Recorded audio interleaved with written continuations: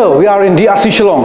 to tell you something about the CP chairs and who needed these CP chairs. Come forward and see the parents who have children with cerebral palsy. And this CP chairs is meant purposely only for those children who have health condition. And here the parents have come forward to identify the children through occupational therapist and who is the DRC manager, Konglari Suk Traplang. Hani kum kuntup uyo banyak kendo iway ni kong beri long kami beri kami jong ni khulung berang reus nam karta ibadon ni kani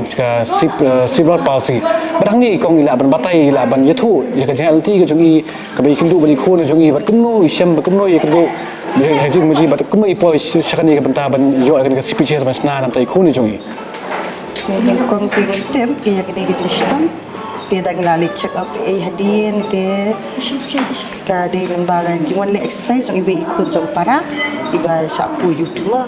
tinggi saya uji tips pangkani occupational therapy tinggi sawan hangi saya kaya ni kemudian perle exercise AKA ila yo jengarap sepun hai student hadin kom lari bisa ya tu ini badan kita kisuki dengan saya jengarap ini yang sofa mal kerman baik kunjungi nak ni kisuki la ban yo jengkot jengkia yo jeng la ban yang bersyong ban dia nak bagi terapi bila yang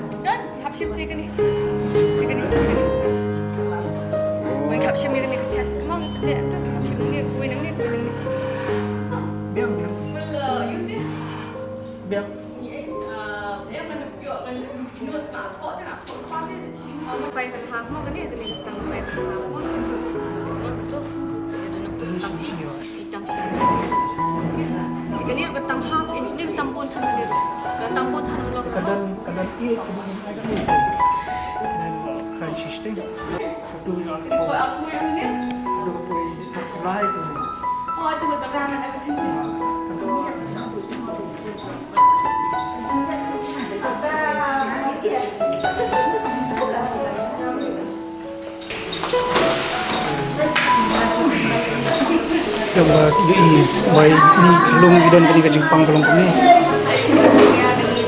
tingin gini juga penyasna kini ke jasna kini ke Shuki pun ada matai belum gini juga penyarap kan sebentar orang ke jengarap kita juga ini mabai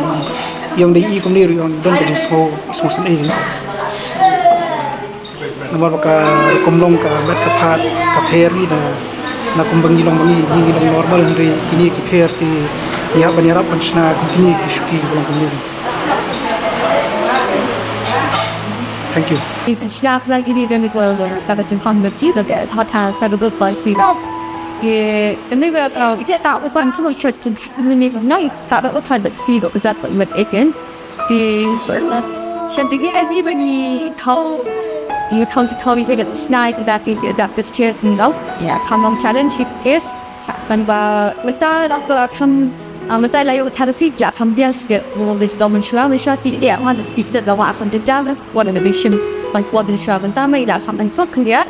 dia kata ni kalau challenge ini ni tidak betul sini jing kau ni snai dia ada chess